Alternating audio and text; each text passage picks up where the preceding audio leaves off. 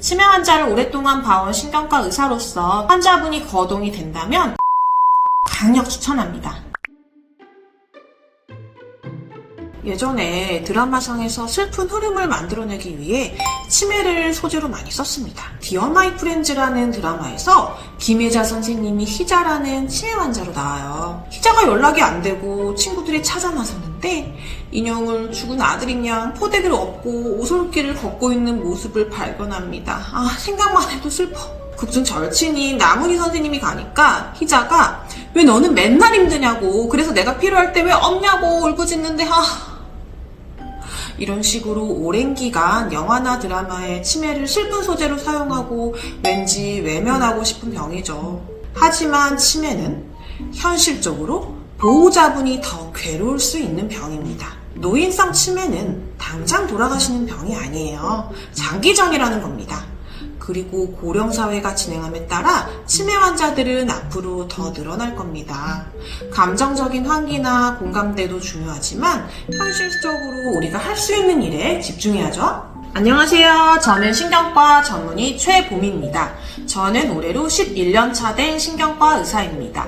치매 안심센터 연계병원에서 올해로 7년 차로 치매 환자분들을 진료보고 있습니다. 고령사회가 되면서 어쩔 수 없이 증가하는 치매. 65세 이상에서는 10명 중 1명, 85세 이상에서는 3명 중 1명 이상꼴로 생각보다 우리 주변에 흔하게 있습니다.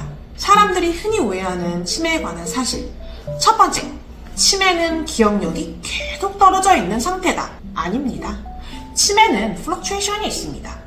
좋을 때도 있고 나쁠 때도 있습니다. 오전에는 기억이 명료하다가 저녁 되면 진압력이 떨어질 수 있고요. 초기 치매 환자에서는 좋을 때가 있어서 진단이 늦어지곤 합니다.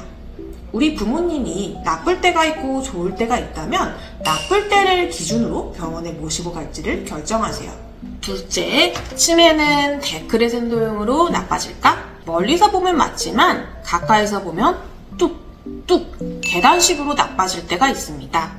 특히 코로나 바이러스 감염이나 낙상, 골절, 전신마취 수술 이후에 우리 어머니가 이번에 확 나빠졌어요 하고 오시는 보호자분들이 계십니다. 노화도 계단식으로 오잖아요. 치매도 가까이서 들여다보면 마찬가지입니다.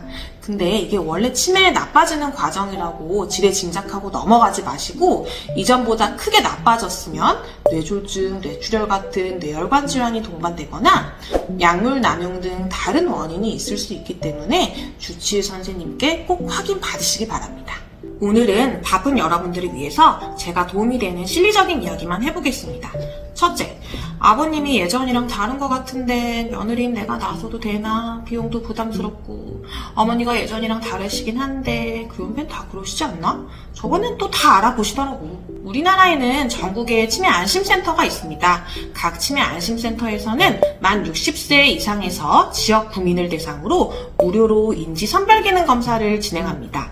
검사상 치매가 의심되는 분들 중 중위소득 120% 이하에서 진단검사 최대 15만원, 간별검사 최대 8만원이 지원됩니다. 지원금 받아서 연계병원에서 검사하면 훨씬 부담이 줄어들죠. 둘째, 치매가 아니라면 땡큐. 그러나 우려했던 것처럼 알츠하이머 치매와 같은 노인성 치매로 진단이 된다면 주치의 선생님께 설명 잘 들으시고요. 원무과에서 환자 보관용 처방전 하나 더 발급받으세요. 보통 상병 코드와 약물이 기재되어 있고요. 처방전과 통장 사본을 치매 안심센터 제출하면 중위소득 120% 이하에서 월 최대 3만원, 연 최대 36만원 상한대로 치매 진료비와 약값이 지원됩니다.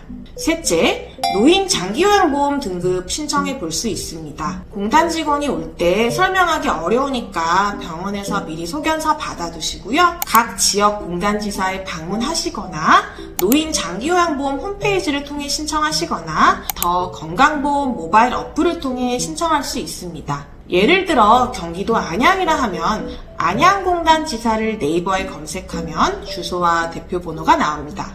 그러면 공단 직원이 방문 조사를 나옵니다. 제가 앞서 치매에는 일중 변동이 있다고 했죠? 공단 직원이 오기만 하면 너무 똑똑해. 갑자기 몇 월 며칠인지 정확히 말해서 저도 깜짝 놀랐어요, 원장님. 미리 영상 찍어두세요. 어머님, 아버님 안 좋을 때 영상 미리 찍어두시고 공단 직원분이 오시면 보여주세요. 참고가 되지 않을까요? 그 다음으로는 장기요양 등급 신청 서류 들고 병원 방문하세요. 이제는 대리로 서류 작성이 불가능하게끔 되어 있어서 환자분 꼭 모시고 방문하세요. 진료실에서 의사 선생님이 환자분 진찰하면서 서류 작성하고요. 병원에서 서류를 전산으로 공단으로 제출해주거나 보호자분이 직접 공단에 제출하시면 됩니다. 약 2주 후에 우편이나 문자로 통보를 받으실 겁니다. 예전에는 치매 특별 등급이라고 5등급을 무조건 주던 시기가 있었는데요. 이제는 너무 많아. 치매 환자분들도 많고 노인 환자분들이 많다 보니 무조건 5등급이 나오지는 않고요. 그래도 노인성 치매로 진단받은 거면은 인지장애 등급은 나오고요. 일반 사람이 봐도 명확한 치매 증상이 있을 경우에는 5등급이 나오는 것 같습니다. 거동이 불편하면 4등급까지 나오는 것 같습니다. 5등급이 나오면 주 5일 주간보호센터 개인부담 15% 정도로 다닐 수 있고요. 보통 15만원에서 20만원 정도 든다고 하네요. 경우에 따라 방문 요양보호 서비스 신청해 볼 수 있습니다. 치매 환자를 오랫동안 봐온 신경과 의사로서 환자분이 거동이 된다면 주간보호센터 강력 추천합니다. 저희 외할머니도 생전에 주간보호센터 다니셨는데요. 약물치료 못지않게 인지기능 훈련이 중요합니다. 집에서 해주기 쉽지 않잖아요. 저 퇴근하면 피곤해서 유치원 다니는 아들한테 동화책도 못 읽어줍니다. 하물며 생업하면서 어르신들 인지기능 훈련하기는 쉽지 않죠. 주간보호센터는 소위 노인 유치원이라고 매일 짜여져 있는 인지기능 프로그램이 있습니다. 약물치료 꾸준히 받으시고 주간보호센터 다니는 환자분들 중에 첫 방문 때보다 훨씬 나은 모습 보이는 분들이 많습니다. 마지막으로 병원에서 세액공제용 장애인 증명서 신청하세요. 치매는 완치의 개념이 아니라 진행성 노화질환이므로 세법상 장애인 증명서 발급이 가능합니다. 복지법상이 아니고 세법상입니다. 인적공제 200만원 적용되어 세금 혜택 받을 수 있습니다. 치매 환자 관리는 결국 보호자의 경제적 시간적 부담이므로 챙길 건 챙기시고요. 오늘은 여기까지 영상 마치겠습니다. 제 영상이 도움이 되셨다면 좋겠습니다.